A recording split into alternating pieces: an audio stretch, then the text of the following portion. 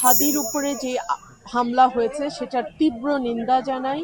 এটা অত্যন্ত ন্যক্কারজনক ঘটনা।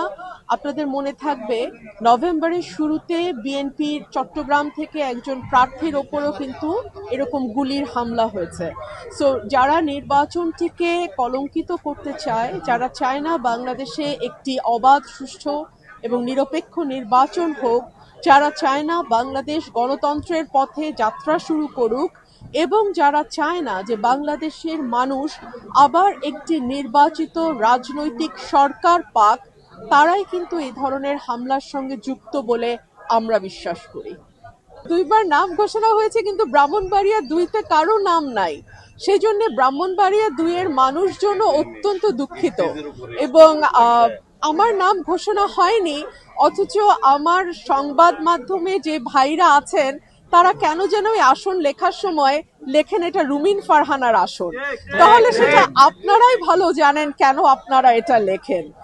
আর আমার নেতাকর্মী, আমার এলাকার ভোটার, যাদের ভালোবাসায় এবং পরিশ্রমে আমি এতদূর এসেছি, তাদের সিদ্ধান্তই আমার সিদ্ধান্ত, তাদের কথাই শেষ কথা। দেশ ঘনিষ্ঠ প্রশ্ন করেন, পোংটা প্রশ্ন করে লাভ নাই। হ্যাঁ, দেখুন, বাংলাদেশ বহু বছর পর একটি নির্বাচনের দিকে যাচ্ছে। একটা মহল তো চাইছে বাংলাদেশ যাতে এই লক্ষ্যে পৌঁছতে না পারে।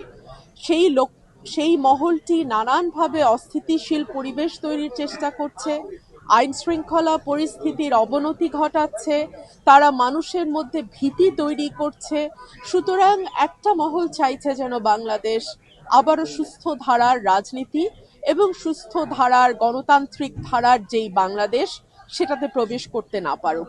সো আমরা আশা করব, আমরা যারা পলিটিক্যাল পার্টির সদস্য আছি, আমরা সকলে ঐক্যবদ্ধভাবে এই অশুভ শক্তিকে প্রতিহত করব এবং বাংলাদেশে ইনশাল্লাহ আগামী বছর ফেব্রুয়ারিতে যাতে একটি সুষ্ঠু নির্বাচন হয়, সেই লক্ষ্যে আমরা সকলেই একসঙ্গে কাজ করব।